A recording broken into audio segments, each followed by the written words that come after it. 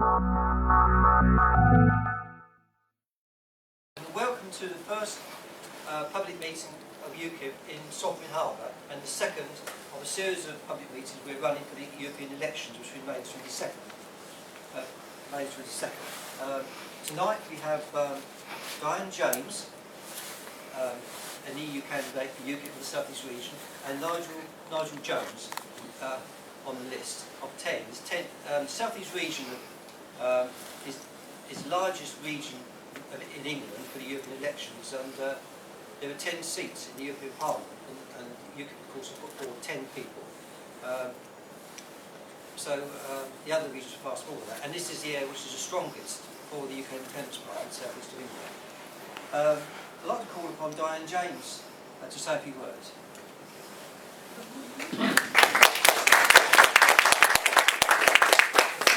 Ladies and gentlemen, thank you very much for coming out this evening. I'm actually going to be the second act this evening, so but I'm very, very pleased to have before me a fellow colleague, Nigel Jones. Nigel and I first got to know each other at the Eastleigh Hustings. You're stealing my opening line. And I think he's just about forgiven me that I was selected to represent UKIP in what now is a very infamous, shall we say, process. But what I would say, just before I hand over to Nigel, is if you ask anybody around the country at the moment, anything to do with Eastleigh, as far as they're concerned, the response is UKIP came second and Diane James. And if that's what we can achieve by coming second, just imagine what we can achieve if we come first. And I look forward to talking to you later.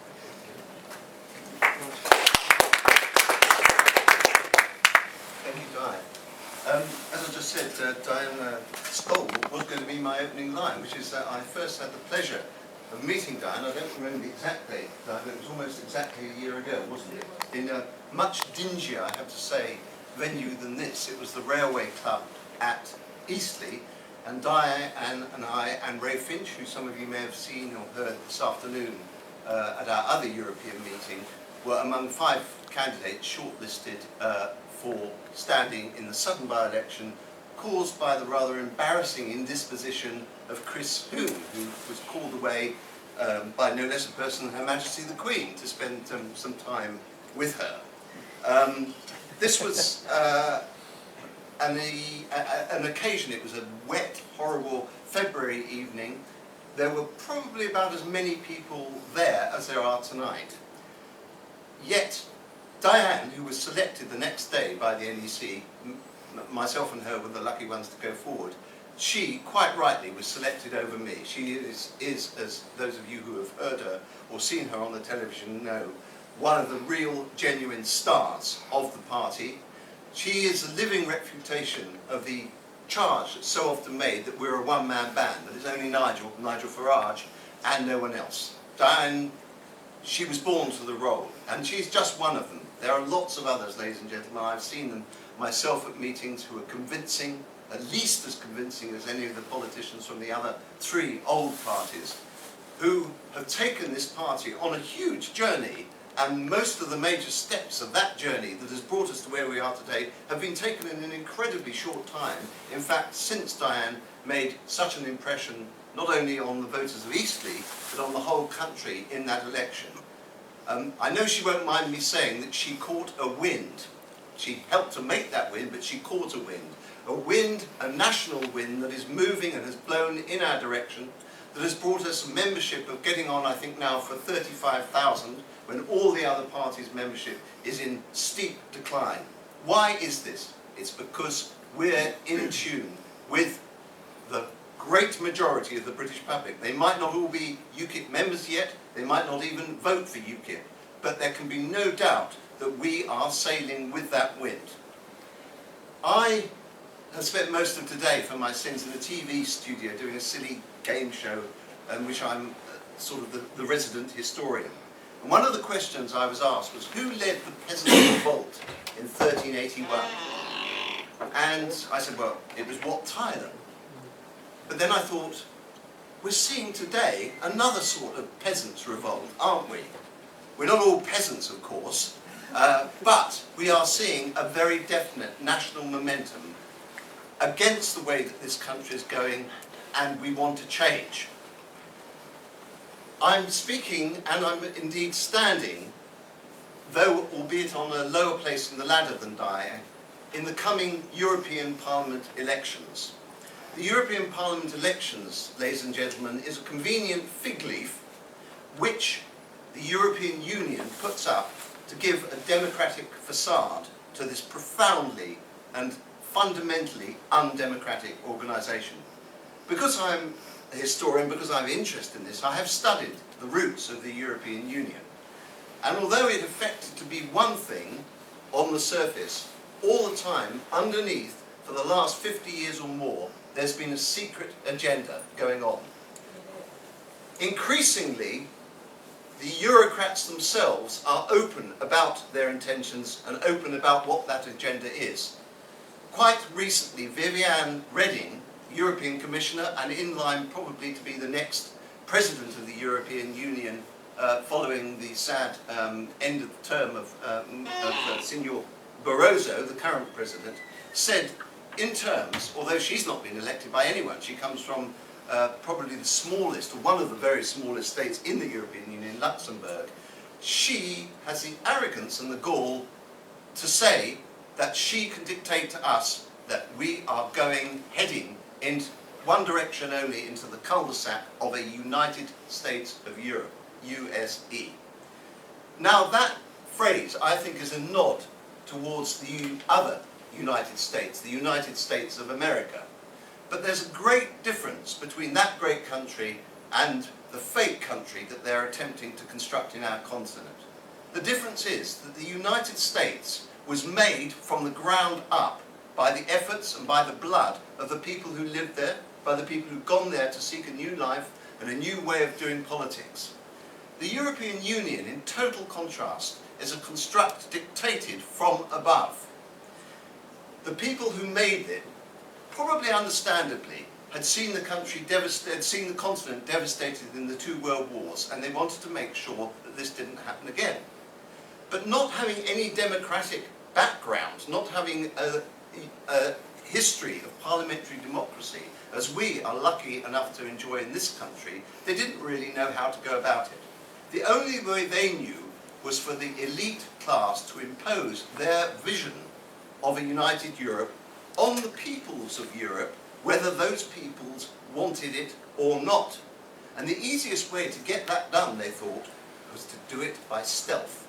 I always liken it to a game of grandmother's footsteps. You don't see it at the beginning. They're about 50 yards behind you. Then you turn around and they're a little closer.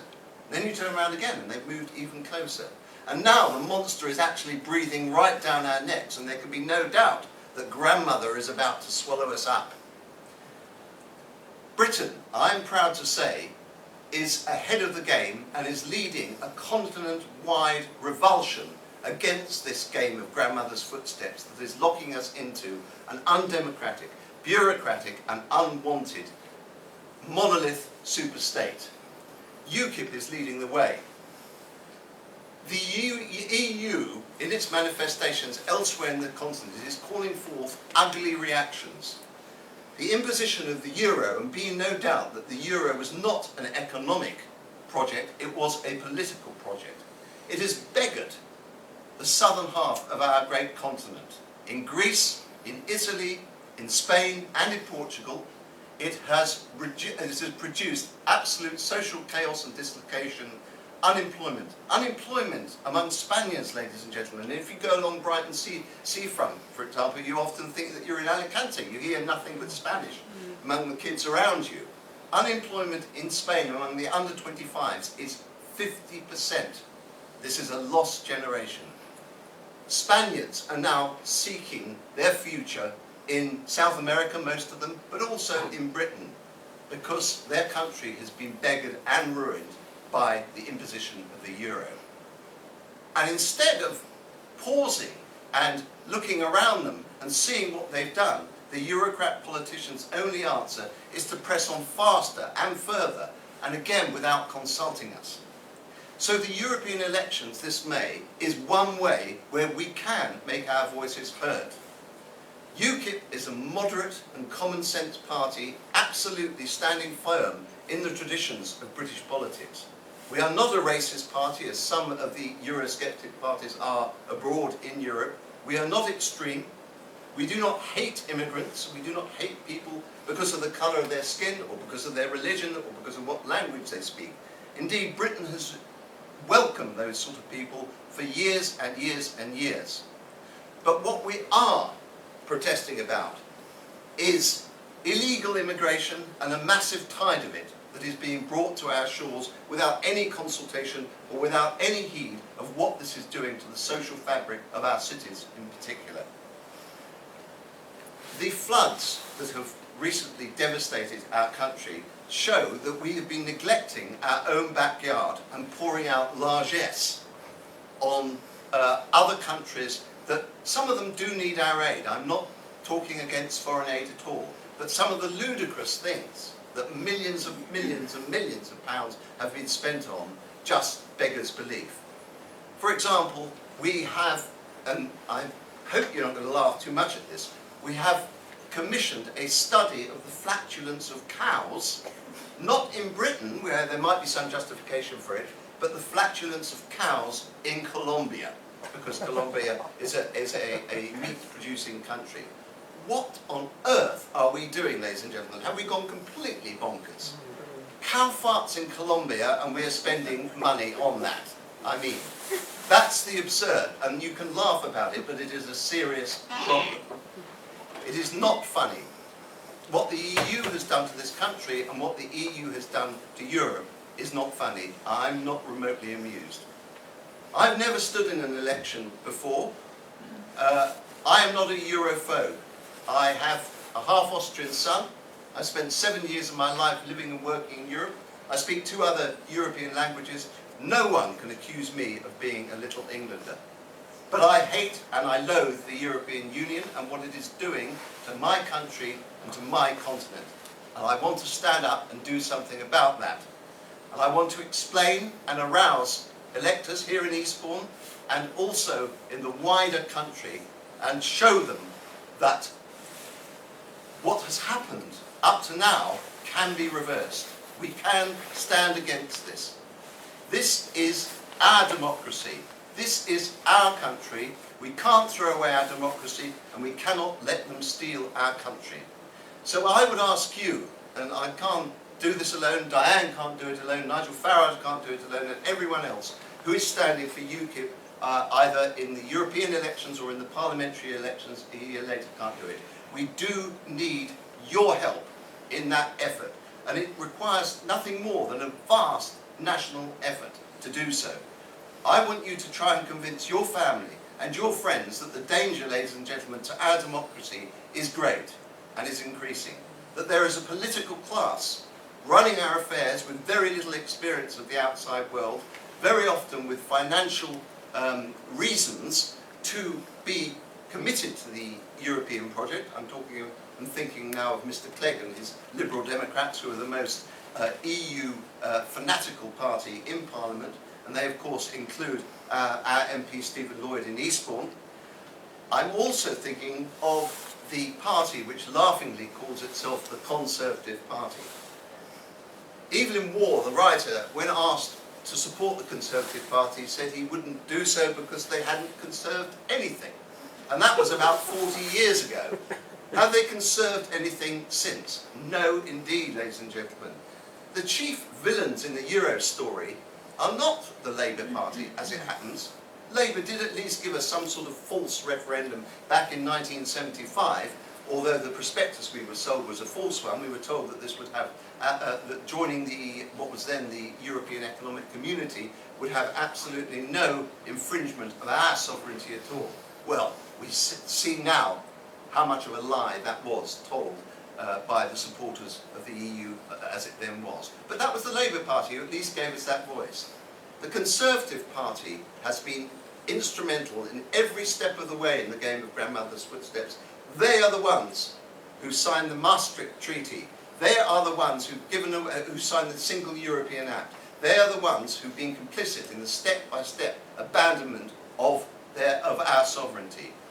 There's not a fag paper's worth of difference these days between the Liberal Party, the Labour Party and the Conservative Party. That's why we can call them in shorthand Lib, Lab, Con. They're all the same, and we are the ones who are being conned, ladies and gentlemen. And it's time that we stood up. And the only party that provides an opposition to this movement, to this ratchet, this one-way ratchet of the European Union that is slowly consuming and eating our democracy, is UKIP. We are the official opposition now. It's no wonder that the Daily Telegraph, for example, virtually every day of the week employs a columnist to write an anti-UKIP column.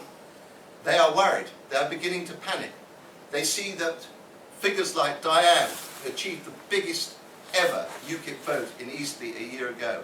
And even in a solid Labour stronghold like Wythenshawe last week, we got 18% of the vote, and as we did in Eastleigh, as Diane did in Eastleigh, we knocked those Tories into third place.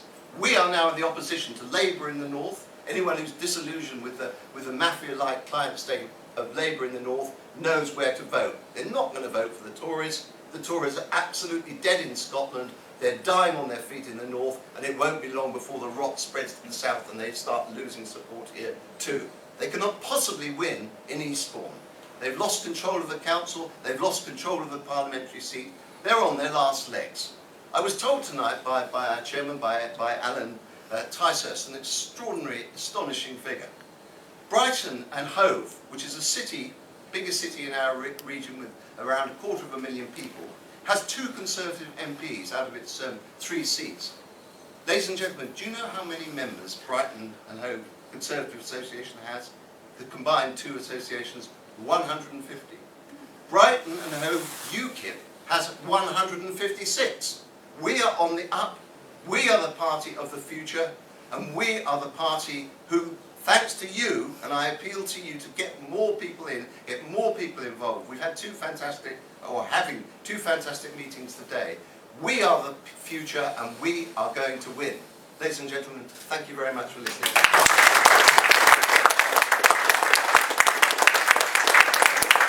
The way we want to structure tonight's meeting is just to sort of vary the pace.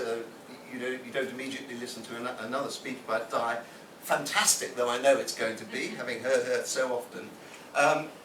Would anyone like to ask any questions of me on what I've said? And then we'll all hear Diane, and then you'll have a chance to ask Diane questions, or both of us questions at the end. So would anyone like any comments or any questions at all on what I've said tonight? Sir? Just one small comment. You laid into the EU for deceiving us and taking us into this and virtually trying to do the dirty by us. But in fact, it's not them. They've got everything to gain from it, and they're quite open and upfront about it on the continent. It's not secret there, Right. It's only secret here because it's our politicians that have done the dirty on us. It's our politicians that have sold us down the river. You can't really blame them on the European continent. They're doing the best for their continent, but it's not what's best for us, and it's our politicians that let us down. I totally agree with you, although I would say there was a certain element of deceit. You can see it in the way that the name has changed. First of all, it was the European Iron and Steel Community, then it was the European Economic Community, then it was the European Community, now it's the European Union, and the end result is going to be the United States of Europe. There is a certain amount of grandmother's footsteps, but I would wholly agree with you. It's our politicians who have, let's use an ugly word because it's the truth, they've lied. Lies and betrayal. And thank God that we are waking up to it now, I hope. It's not too late. I'll go to this lady first, then you, Bob. Margaret Thatcher realised that she herself had been betrayed after she resigned. She did. Very let down as far as that was concerned. So right along, right from the start, I'd like to think if Margaret Thatcher had been 20 years younger, she would have signed up to UKIP by now. But, Bob.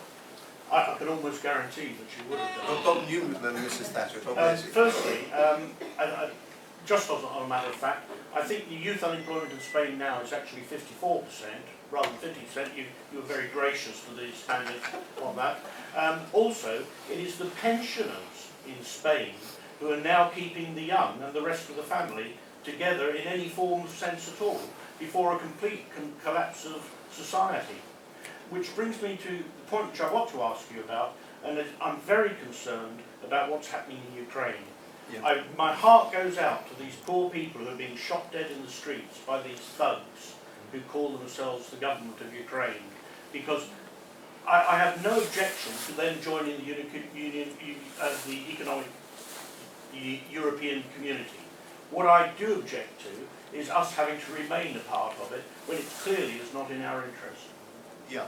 I mean, it's quite clear that Ukraine is split between the eastern half, who are looking to old Soviet Russia, and they're now using old Soviet Russian methods of repression to repress that. And the western half, like many East European countries, see the EU as their way out, if you like, of the Soviet embrace, the embrace of old communism. I fear that they're going to be disillusioned. But as you say, Bob, it's certainly not our way. We're the oldest parliamentary democracy in Europe, a continuous history of that, going back to our own civil war in the 17th century. And our history and our culture and our traditions are completely different and at variance with Europe. But why should we give those up? Any other gentleman at the back? Is it seriously us against Europe, or I'm dealing with several companies in Germany, and they have very, very similar feelings about ourselves, especially like immigration and things like that. Yeah. Are you going to be going it alone in Europe if you do go, or will other parties in other countries actually be working on the same lines? Well, personally, like yourself, I've had experience of Germany. As I said, I have a half Austrian son who lives in Vienna. I know all about that situation. There is a Eurosceptic party in Germany called the Alternative für Deutschland, which is going to, I think, do very, very well in the mayor elections. No, UKIP are part of a continent-wide revulsion at what is happening. People are waking up. I think we are very strong in this country because UKIP is in line with our traditions of moderation, common sense, pragmatism, and I think in Germany as well. I mean, Germany have had their experience of two horrible totalitarian regimes in the past century, and they've certainly been moderate in their Euroscepticism. But it is taking on nasty forms in countries, for example, like Hungary and like Greece with Golden Dawn, which is a more or less openly Nazi party. And this is entirely, in my view, down to the European Union, because it's treated them so badly that it is sparking an absolute extremist reaction. And thank God that we, if you like, have got the common sense not to go that way. But I can see civil strife breaking out of Ukrainian proportions in many, many places. I'm surprised it hasn't really happened in Greece yet, but it may. There's another gentleman. Are the Channel Islands out of it, like Norway and Switzerland? Have they pulled out of Europe? No, the Channel Islands are part of... I thought because they wouldn't pay their VAT, they've discarded Europe. I'm not an expert on the Channel Islands, but as far as I know, like the Isle of Man, they have some degree of autonomy, but they are essentially part of Britain. Apparently they asked not to be anything to do with Britain because they're not going to pay the European money. End of story. So I they don't might be know. the first to break out of the I think there's some time ago I think that happened. But Norway and Switzerland then were already out of it, aren't they? They are indeed, and there's going to be quite a conflict now, because last week, as you probably know, the Swiss population voted on a Eurosceptic policy called the party called the Swiss People's Party, the SVP. I like what the Swiss have. They have a better democracy, a more direct people's democracy actually than we do, because if 10% of the population sign up to any proposition, it has to be put to a national referendum. This happened in Switzerland, and it was on the question of immigration and whether immigrants from EU countries should be treated as other immigrants from outside the EU. They've been given a sort of privileged position, and now they're going to go back that they're going to be treated like any other immigrant. And this, of course, will cause a head-on clash with the EU. But I'm very glad that the Swiss have voted in that direction. How many members do you need in Europe to be effective in European representatives? Do you mean how many members in the whole European... The actual what happens in the European Parliament? Well, UKIP has never been against. We're Eurosceptics, but we are not Europhobes in that we're not anti-European. We're anti the EU.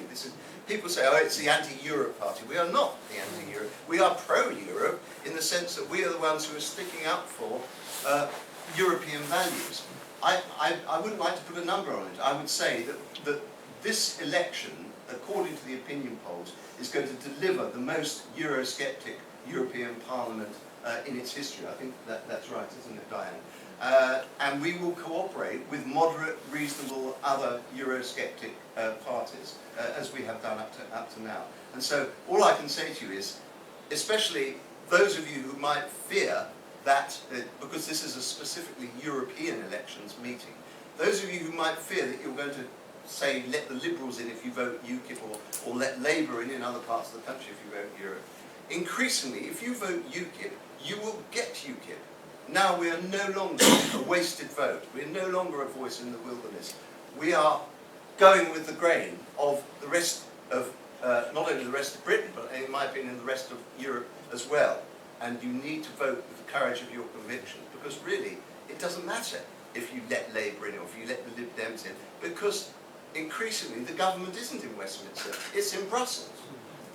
That's the message that we need to get across. Right. Yeah, you just said all that. Is the EU Parliament, is it a toothless dog, or has it got teeth that can fight to make the European Commission and the national governments back down and do what the people of Europe have said? No, I don't think it can, but it can nibble, and above all, as far as UKIP is concerned, it's a platform for us.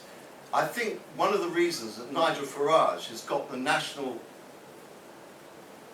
reputation that he now has of being a man of the people and a man who says what the people think and feel is because of his speeches in the European Parliament, which went viral on YouTube and on the net, got more hits than anyone else in that august body.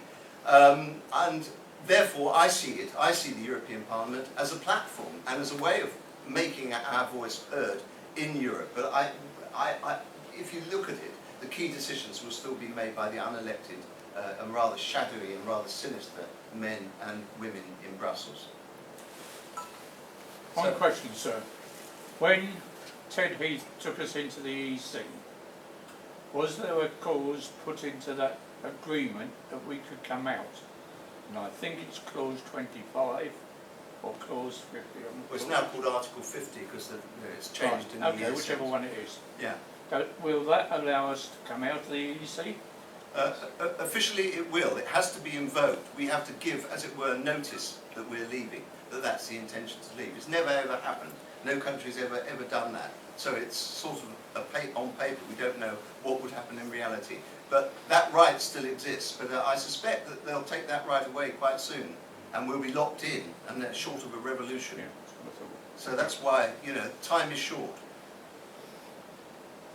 Okay, that's the last question. There's just one point. I was at the British Embassy in Rome several years ago with a family member who worked there, and I was speaking to a diplomat there, and he said it's the easiest thing in the world to cancel the Treaty of Rome. He said, and all the others, your Maastricht's full. They're just paragraphs added onto the Treaty of Rome. He said it can be cancelled a lot easier than people think. Wasn't no big job, Norway and then pulling out, and bump, you know what I mean, it can be done.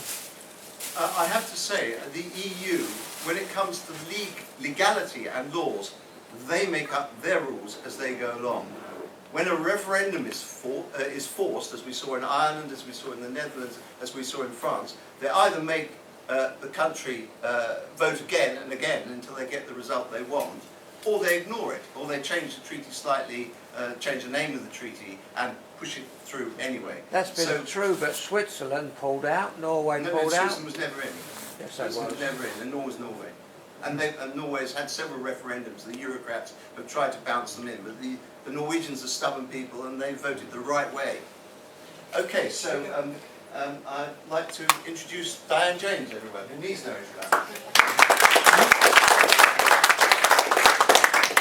Ladies and gentlemen, follow that. My goodness, some punchy points there, and rightly so. Very, very much so. I'm going to pick up where Nigel left off, which is this whole issue of an EU referendum. And we wouldn't be where we are today, but for where UKIP has taken us, and I fully endorse the point that Nigel makes. I'm going to call it the UKIP surge, though, because it's the phrase we use in the media, it's the phrase that Nigel uses, it's the phrase that has become synonymous with every single by-election result that we're now active in. And the reason I want to also pick up on that particular little word, 2 words, EU referendum, is that Nigel has rightly said, and he's put this very, very firmly on paper, that May the 22nd is in effect your chance, voters' chance, to have an EU referendum. And it is very, very important, and I can't begin to endorse enough what Nigel said. Now, why is that absolutely important, and why have we got to go with the flow in terms of that EU referendum? Now, there's a whole series of points here. Firstly, David Cameron, for the second time, ladies and gentlemen, second time, stated that he would give you an EU referendum. Now, he broke the promise the first time, and he's only given you that promise or pledge a second time with loads and loads of conditions attached. And I call them the 4 ifs. And I can only ever remember, I think, 3 of them, because the 4th one just is, escapes me completely. But the point I'm making is that if we wait until 2017, there is a real danger point there. And let me give you what that danger point is, because David Cameron will not come clean with you. In July 2017, the UK assumes the presidency of the European Union. Do you really think David Cameron, if he has been returned, if he's Prime Minister and he's leader of a majority Conservative party, forming the government, is actually going to invite and allow all of the EU commissioners onto UK soil, having said to them, you're very welcome to come here, but by the way, I'm taking the UK out of the EU? I don't think so. And I leave you with that particular message. The second message, ladies and gentlemen, that I want to give you is when he was asked in April 2013, last year, by El País, which is a very widely read newspaper in Spain, the equivalent of effectively the Times, the Telegraph, and the Guardian together. He was asked, and let me quote exactly the question, because I do want to get this right, whether, Prime Minister Cameron, in the event of a vote to leave the EU, would you be willing to leave the Union? Guess what he said, ladies and gentlemen? You can probably imagine where I'm coming from. His reply, absolutely categoric, I would not. Now, doesn't that, coupled with the first point I've given you, give you some idea of his direction of travel, which is that lovely political statement of where he believes the objective is. He's not being honest with us, firstly, by actually going to give us a referendum, and he's actually not committed in any way to delivering that for us. Now, I've called him in the past Mr. Deceit and Corruption, and I will level that comment every single time, because all he's doing is following in the wake of other political leaders who say one thing and are completely focused on doing the other. Now, there's a big difference out there at the moment, ladies and gentlemen, a very, very big difference. It's Nigel Farage and it's UKIP. And it's people like Nigel and myself, and I would say probably in the region of about 400 top-rate individuals who can both represent the UK in Europe and could also form, potentially, a government in the UK. Now that second is probably a little bit further down my wish list. My wish list at the moment is that we get, and I want to deliver it too, the greatest number possible of UKIP MEPs into Brussels on May the 22nd. And therefore my objective this evening, and in the few minutes I'm going to be talking to you and following on from Nigel's great speech, is giving you a little bit more, if you like, facts behind things, a little bit more of reasoning, and a little bit more of the passion that's within me that makes me come out on an evening like this and talk to a bunch of strangers, quite frankly. You know, I don't know, apart from a few of you who are UKIP members, I don't know what your leanings are, but what I'm hoping you will do this evening, ladies and gentlemen, is walk away and say, my goodness, just like Nigel Farage, just like I've heard those people on TV or on radio, they speak with passion, they know what they're talking about, and they can back it up with fact and conviction. And that's what this country needs if we're going to put the X in the right place. David Cameron, Mr. Deceit and Corruption, he's having a bit of fun with us. He's been having a bit of fun with us now since Eastleigh last year. He's tried very, very hard to head off the UKIP threat. He's allowed 2 private members' bills, supposedly saying, well, yes, okay, I understand, I really need to give a bit of underlining to those, but, you know, remember, I am committed to giving you a referendum in 2017. But his fail-safe was to say, 2 of his MPs, yeah, you know, just do that little bit for me and make sure that the public is really convinced. Both of those, ladies and gentlemen, as you well know, have failed. And they failed because the other political parties, who have, I have to say, have in some instances come off the fence, made sure that that gold plating was not in place. So if you were wavering even before I started towards still thinking that Conservatives could give you an EU referendum, just bear in mind that the Liberals have made it abundantly clear that they won't, and Labour won't come off the fence yet, but probably mounted the best blocking tactics that have ever been seen in both the House of Commons and the House of Lords.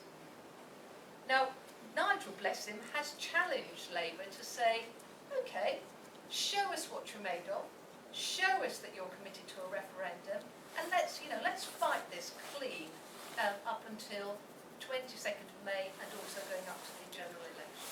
And they still won't do it. They still won't do it, and they daren't do it because, as well as having to admit that they are responsible for the scale of uncontrolled immigration that we've had so far and the impact that that's had on this country, they don't want any more of that detail to come out. And that is a very, very dangerous position to be in. Let me also touch on one of the other delaying tactics that David Cameron's used. He's used this promise of, I'm going to renegotiate. I'm going to renegotiate. Well, what's he going to renegotiate? He then comes out with, well, there's 138 competencies, and I'm going to negotiate on some of those and get the best deal for the United Kingdom. Ladies and gentlemen, last year, stage 1 of those competencies was revealed. Did you know that? Can anyone in this audience tell me the month that those results were released? If I told you it was the same day that Prince George was born, that probably wouldn't surprise you. How do you bury bad news? How do you make the news that you don't want to get covered? How do you cover it? And that's what he did. What about the second set of competencies though, ladies and gentlemen? When do you think that came out? Do you even think it came out? Let me pose that question. I'll answer it for you. It came out last week, ladies and gentlemen, last Wednesday. How many of you know that they came out? How many of you even know what was covered? I bet you don't. But shall I tell you what's even worse? One of the fundamental tenets is the freedom of movement, controls immigration, migration across the European Union. It's what David Cameron has held his hat up to say, I will control. It was in the second phase of that competency review, and they have withheld that report. And Theresa May has instructed her civil servants and also followed her civil servants' advice to say that they will not release that data. Now that is fundamental at the moment to what worries the UK population. If you read the media, ladies and gentlemen, I bet you all pick up a newspaper or you look at something online, you maybe even watch it on the news or whatever, I guarantee that you would agree that immigration is in the top 2 topics. It's either the state of the economy or it's what's happening in terms of controlling immigration? And there's the answer in that report, which is being kept back, it's not being released, and again, David Cameron doesn't want to be honest with you, because it doesn't deliver the message that he wants you to know. It does, however, deliver points that support the UKIP stance on immigration. We've got at the moment as well, ladies and gentlemen, a whole host of people coming to the UK to tell us how good it is to be a member of the European Union. And Nigel touched on Viviane Reding, who's the European Vice President, Commission Vice President. She came across, she did 2 speeches, again the media picked it up, beautifully done.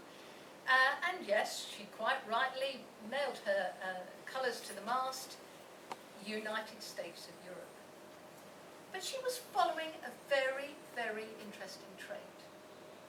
And the issue that I want to highlight with that is the amount of money that the EU is pumping into the UK to convince us that we stay in, and nobody, not even our own government, is prepared to match that or put up equivalent funding to say, wait a minute, ladies and gentlemen, there's an alternative story. And the alternative story is the following. And what David Cameron supposedly promised us with that competency review was that he would actually be able to tell us openly and honestly, that's good for Britain, that's not good for Britain, and that's what I'm going to do about it. And it's that key information, ladies and gentlemen, that you're missing. But if UKIP wasn't on the political stage at the moment, you would be getting absolutely nothing, let alone what we're able to deliver. Now, I love playing with statistics and detail, ladies and gentlemen. I'm a business analyst by background, and this, it just gives me a buzz. And I did a talk earlier on this afternoon, and I am going to read from a few things because I want to give you some idea of what I think is fundamentally wrong with the EU at the moment, and why we really ought to be questioning across the country, regardless of what our political leaning is, whether we stay in. Let me start you off with some of them. David Cameron said 2 weeks ago that he was cutting red tape for small businesses. And there were some lovely cartoons, if you saw them in the papers, of small businesses with sort of red tentacles around them and this sort of thing. And he really did play with all the imagery. If I was to say to you, ladies and gentlemen, since 2010, and we're only in 2014 part now, 3,500 EU regulations and directives introduced into the UK. If I also said to you, ladies and gentlemen, I'm very lucky every day I get a briefing from a researcher in the House of Commons that tells me what MPs are going to be debating that day. And I can tell you hand on heart, and I'll give an oath if you need it, that at least a third, sometimes 2/5, is issues related to an EU directive or an EU regulation. Now that's the scale, if you like, of the level of interference coming out of Brussels and Strasbourg. That's the scale, ladies and gentlemen, where our MPs aren't making decisions because they believe it's right for the UK. They're making decisions because they're being dictated to by Brussels and Strasbourg. And that I find absolutely frightening, and it's something that I don't want to see continue. The latest ones, let's think about some of the fun ones. I mean, Nigel talked about cattle and flatulence and things like that, and I can talk about bendy carrots and, unwashed courgettes and straightened cucumbers and all that sort of thing.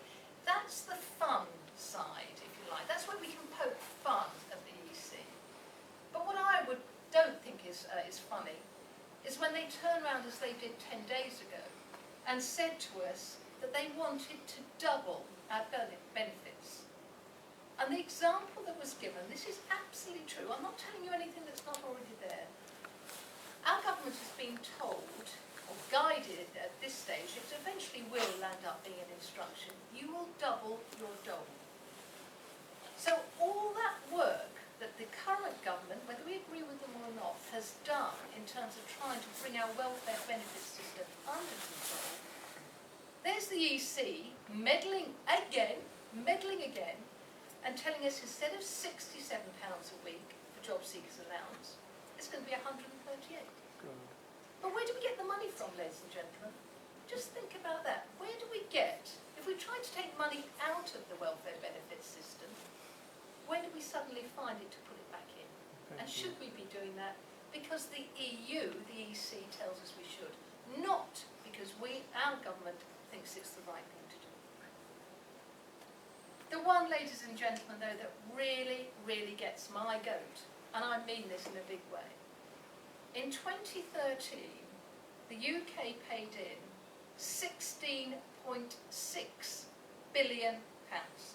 16.6 billion. Just memorise that figure for a second, if you don't mind. What do we get back? Anyone like, I'll throw it over to the audience for a minute. Anybody like to guess? Just give me a figure. 5, 3, 15? 5.5 billion, probably. Right, that's the first one. Anyone give me another taker? No? But nice guesses, not bad. And the first one was the closest. We got back, ladies and gentlemen, 6.9 billion. Do you think that's a good deal? Crap. Given what I've even just talked about this evening.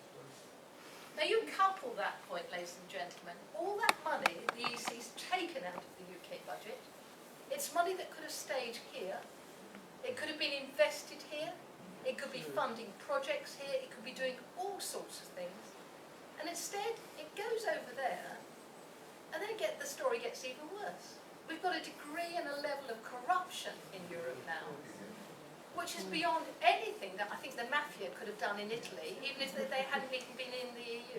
I mean, it's just absolutely amazing. And of course it gets worse, just a few more little details to throw in. What about Malta selling passports? Somebody made the point to me earlier today.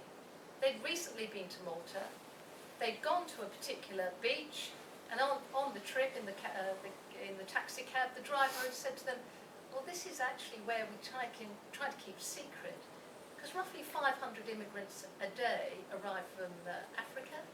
They go straight to that particular office and they're handed their EU passport. Now that means, ladies and gentlemen, and I thoroughly want to make the point and endorse Nigel's comment, we are not against immigration.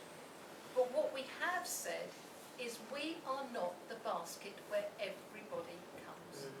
We've got to be absolutely honest about this, just like Australia does, just like Canada does, just like South Africa does. What, if you like, countries are doing with the right intent, which is keep the right skill bases and support the countries where they currently live, and bring people here if we need them, but also make sure that everybody benefits.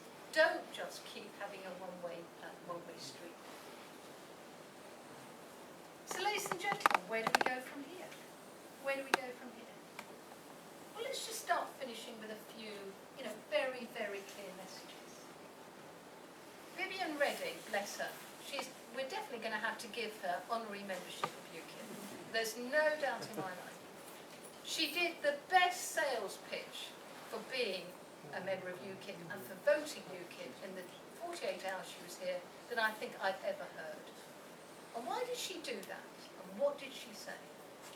Well, let's think about it, ladies and gentlemen. She made it abundantly clear that we were no longer talking about this nice little phrase of political and fiscal convergence. She actually stated United States of Europe. And she went a bit further.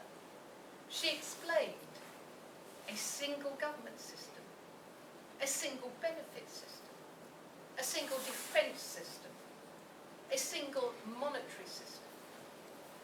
Now that's all well and good, and as Nigel used a fantastic analogy, and he stole my line, by the way, so I stole one of yours, you stole one of mine. It worked in the United States of America for a very good reason. You can't, and I fundamentally believe you can't, put that sort of system over what is currently 28 countries and even begin to make it come together, glue together, stay together and work into the future. That just doesn't happen.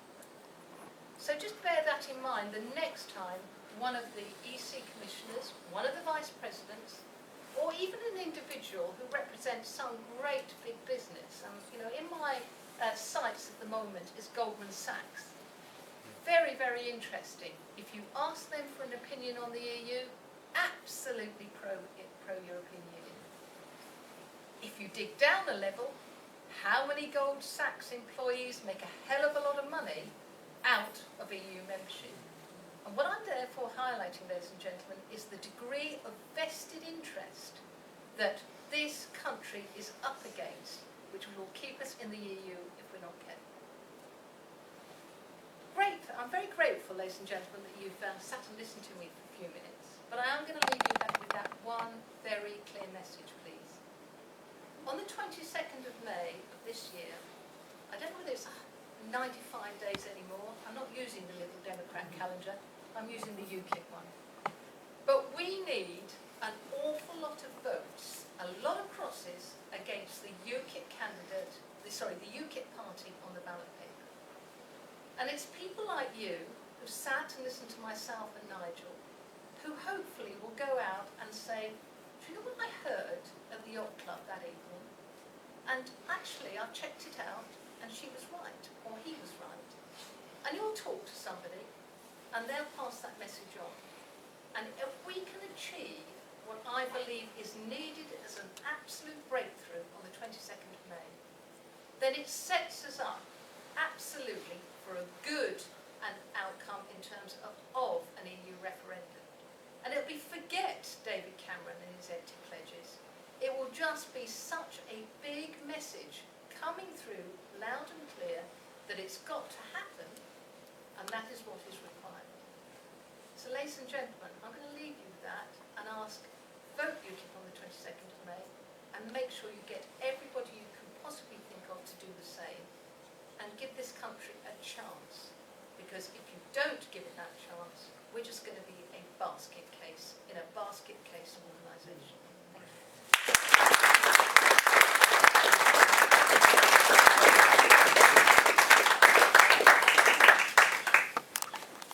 I'll gladly take any questions, but you may exhaust yours with Nigel.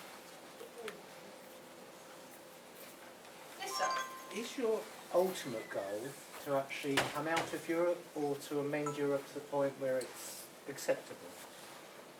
It's come out of the European Union, sir. It's not to come out of Europe. I hope you won't mind me being pedantic with your question. No, that's fine. Yeah. Because as Nigel said, and it's a message that we try and get across all the time, UKIP is not anti-Europe.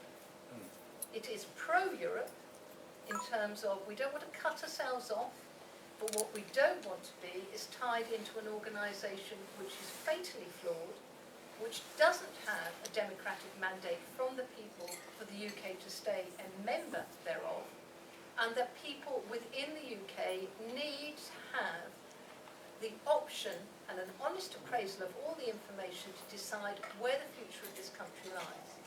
And it happens to be that UKIP's premise, and with all of the information we have and all the conviction we have, that staying in the European Union, governed by the European Commission, is not the future for the United Kingdom, with or without Scotland. My caveat.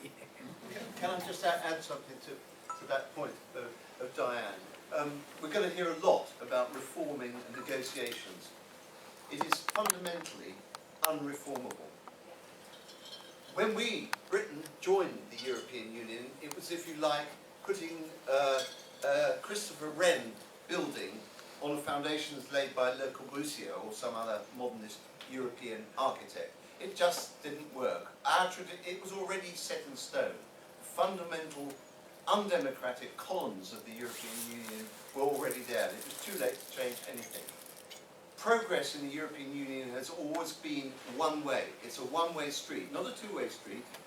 Our influence has been negligible, has not done an iota of difference in stopping this ratchet progress towards the superstate, the undemocratic superstate of this country. So David Cameron's promise of negotiations and reforms, eyewash, a con. Are there any questions at all? Yeah, I just wanted to ask what's your point of view on the Scottish referendum, and if they do vote yes, how long will it take that to take effect? Because in fact there are about 50 Labour MPs in Scotland, and of course they would lose those, obviously, and it would affect elections in the UK, the rest of the UK. Okay, I'll answer, and then I think it's only fair that Nigel, because he's probably got another perspective to give. Let's give Alex Salmon some credit. He's achieved for Scotland, by battering at that question for a long time, what the rest of the United Kingdom is still being denied. As in, he's giving the Scots the right and the option to vote on their future, whether they stay within the United Kingdom or not. The UKIP policy, as it stands at the moment, is the one that is a Scottish question, with that we don't want to see the break-up, but that we would respect the decision that the Scottish electorate make. Now, your question also touched on what is this infamous Westminster question, which is why is it that Scottish MPs can vote in the House of Commons on issues that pertain only to England and Wales, whereas the devolved Parliament in Scotland, for instance, can make their own decisions, and different decisions, as they have done with the NHS, for instance. That is an entirely different subject. But I will then go the next stage of saying, I fully endorse taking away, and that's a personal view, so it's a personal view, it may not be UKIP policy, it's Diane James' view now, that the Scottish MPs should have no right to vote on issues that relate only to England and Wales. We don't interfere in Edinburgh, they shouldn't interfere in Westminster. Now, moving on a stage, if they succeed from the Union, it might well be that one of the aspects, either as an interim or mirroring what happens, is that we land up with an English Parliament. And that, ladies and gentlemen, I've got questions marks about. Because if we go that stage, what happens if Northern Ireland wants to do something? If Wales wants to do something? And that, I think, is the big risk. Nigel, your views, if you've got to. I agree totally with what Diane said. The only thing I would add, two tiny things. One is, if the Scots can have a referendum on their independence, why can't Britain have, the rest of Britain, including Scotland, of course, have a referendum on our independence? That's the one thing I would say. And the other thing is, you asked what UKIP's policy. UKIP's policy is that Britain is better together, that we're a nation, we have been better than when we were divided into our component parts. And I would say that I think it's the long-term goal of the European Union to break up Britain. Because by breaking us up, they'll make us weaker and unable to resist their imposition. So I think that's the danger. May I just actually add something? It was, I don't know about yourselves, ladies and gentlemen, but I read all of these sort of political forecasts that typically come out on January the 1st. And this January there was two very interesting ones. I won't name the individuals, possibly because I can't remember the exact name of the second one. But the point they made, they forecast two things. They forecast that Scotland would win their referendum decision, and that UKIP would win the largest number of MEP seats representing the United Kingdom in the European Parliament. And as a result of that forecast, they said the political landscape over the next 2 years would fundamentally alter. Now, they didn't come down on the basis of that's either right or wrong, or there's issues. They just made the point that the pundits out there are saying that both of those are likely to happen.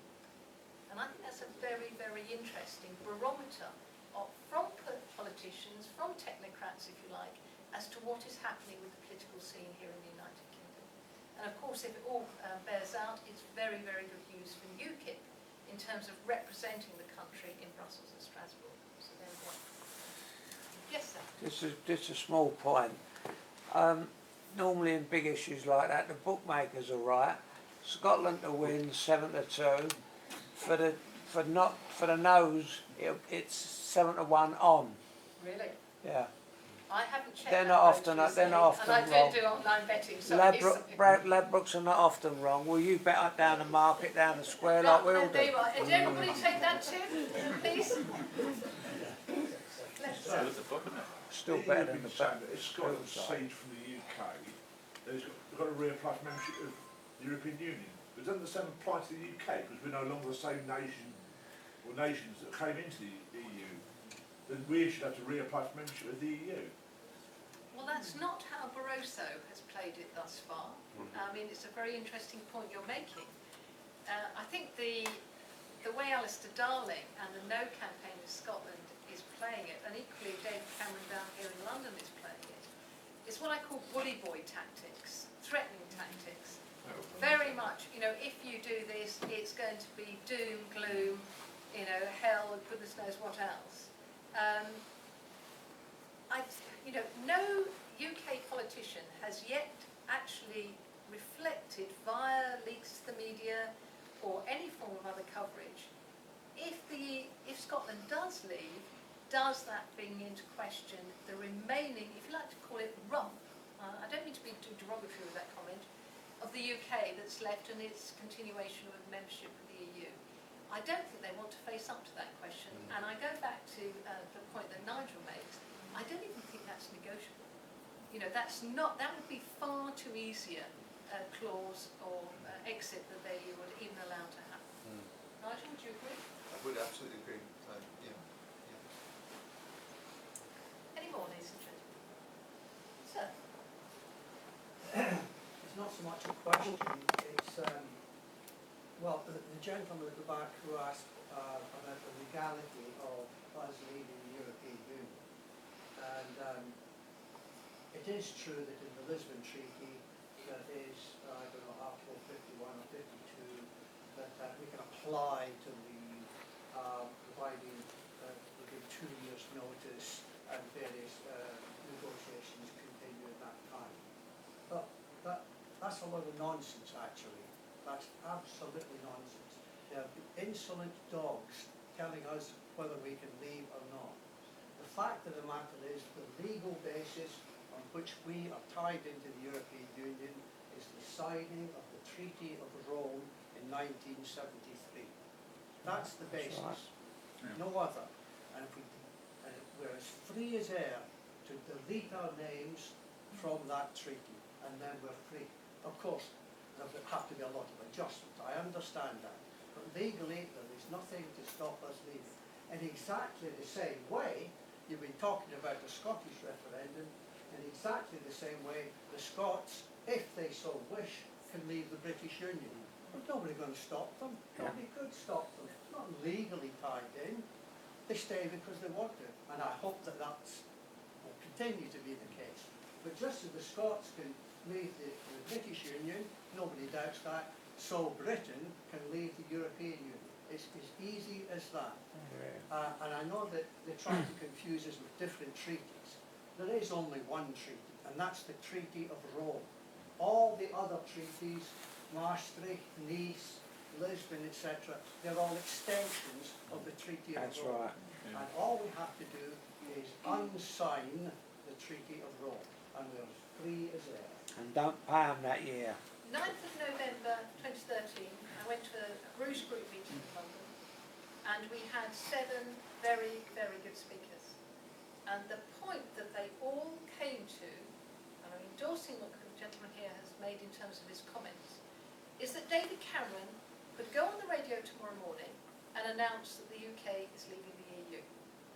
They were then nearly all in agreement that negotiations to sort of tie up all of the bits and pieces, if you like, for us to exit, could take anywhere up to 2 years. But it is as easy as that. And I totally endorse what you're saying. We are not talking about anything fundamentally complex here. But I go back to the issue over the EU referendum. The government and the 3 other, don't I say 3 other mainstream Westminster parties, they dare not even give us the option of an EU referendum.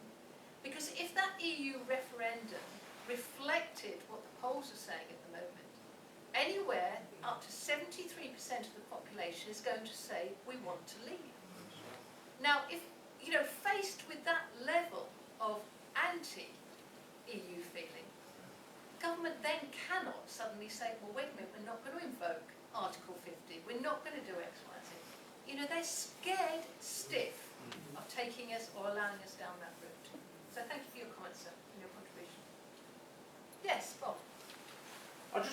ask, if the European Union is corrupt, and we believe that it is, because the auditors haven't been able to sign off the accounts for more than a dozen years. 19 years now. If it is 19 years, only 19 years. Only 19. If that were a private company, the people running it would all be locked up. Absolutely. So why on earth are we giving money to them? Any money? Good question. I think we would put Bob Lacey on Radio 4 tomorrow morning, shall we, and say, Prime Minister, answer this question. I'm with you, Bob, and it's when people understand the sort of issues like that, all of that money, I read a figure that in the last 10 years, the contribution and money that's not been signed off is 278 billion. That's about 5 or 6 huge developed countries' budgets. This is major, major monies. And that's an organisation that's controlling, as I explained to you earlier, with 3,500 new directives, a third of the stuff that goes through our House of Commons. Come on, everybody, this is time, and you've got the opportunity on May the 22nd, and you'll have the opportunity again in May 2015 to say, I don't want to be part of it. Hear me, Mr. Prime Minister, whoever that might be. Thank you, Bob, for your information. Yes. How do we counteract in simple terms the Lib Dem arguments and a lot of the other parties as well? Is it 3.5 million jobs depend on the EU? We know this isn't true, but how can we put it sort of in simple terms? Do you can almost see it coming, and there it was last week when the Liberal Democrats launched their campaign. And of course, there was Nick Clegg in every media outlet possible, telling us doom, gloom, despondency, if we leave, goodness knows, the world's going to fall in, all of a sudden Europe's going to erect a great big brick wall, they're going to bomb the Channel Tunnel, they're going to stop all the ferries. I mean, you could just hear it coming, couldn't you? And if you listened to and saw the TV broadcast, even the music was, sort of almost funereal. Bless them, they do try, but when you try and delve down into their figures, they cannot substantiate them. I've asked Liberal Democrat activists, show me where those 3 million jobs are. Tell me the companies that are going to exit the UK. Tell me the factories that are going to close. Tell me the businesses that suddenly are going to stop operating because we're no longer a member of the European Union. And they can't give me a single one. And I was sent by, I think it was John Binkley actually, our candidate up in Wythenshawe and Sale. He sent me this lovely article 3 weeks ago, if I'm going to get it correctly. Fiat Chrysler are going to open a new car manufacturing plant here in the United Kingdom. Now, why are they doing that? Why, if it's so bad, if we are even threatening to leave the EU, does a major motor manufacturing company say, actually no, I've got confidence in the UK and I'm going to build cars here? Just flies in the face completely of what the Liberal Democrats come up with. But bless them, and they are brilliant. They're part, if you like, the UKIP Support Act, because every time they come out with a statement, we can shred it, and we can shred it big time, because it's absolute rubbish typically, and it's scaremongering. And the great thing is we can retaliate. People like our activists here, our parliamentary candidates, myself as an MEP candidate, we can go out and we can respond with fact and truth, and value, whereas they cannot. So to take that argument, can we do the same as the Conservatives and Labour Party?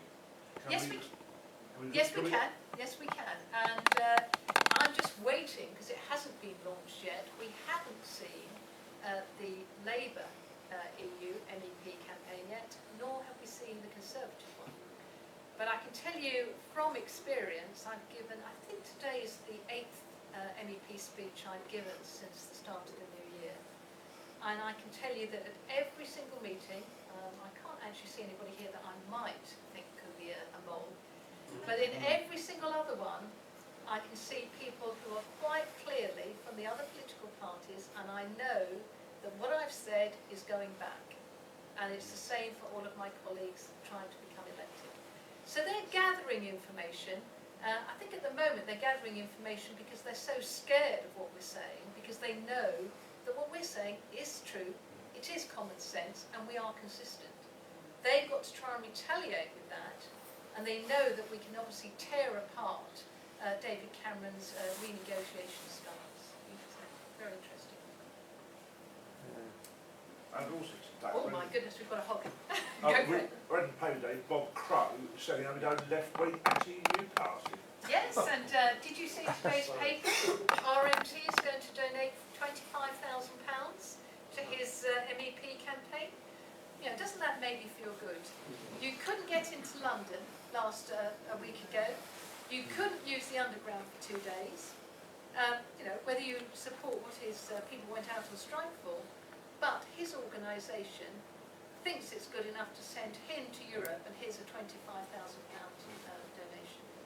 I would rather have seen £25,000 returned to the union members because they're not getting value for money with their union dues. That's what I'd want to see.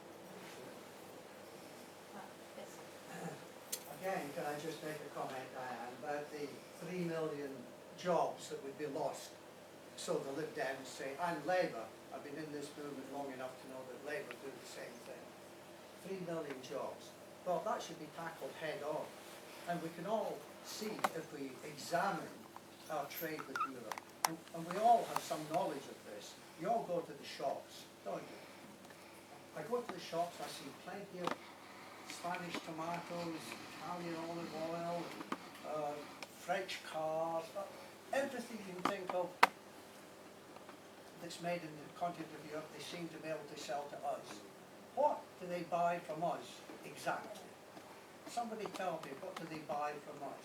What's in it for us? If there are 3 million jobs to be lost, I suggest those 3 million jobs will not be in Britain, but will be in Europe. They're the people who are doing the exporting of all their products, not jobs here. The other point about trade and about jobs is that Britain has always been, because of our position, because we're an island, essentially, a maritime nation, a maritime trading nation, a global trading nation. We have traded with the world.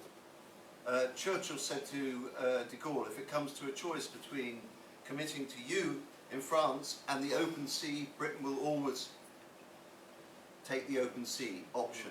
We made a fundamental historic mistake in the 1970s, which we're now bitterly regretting and hopefully will undo, in that we committed to little Europe. Talk about little England, what about little Europe? I'm in favour of Great Britain, and by Great Britain I don't mean a reconstruction of the British Empire. That was good and bad at the time, but it's gone for good.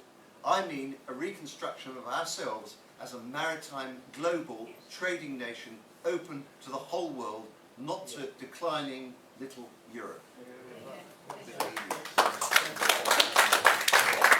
Can I just say, it wasn't a mistake that we made in 1973. It was fraud on behalf of him. Absolutely. He actually was treacherous to this country by signing us into something which we believed we were signing into, pretending it was something else. I quite agree, absolutely.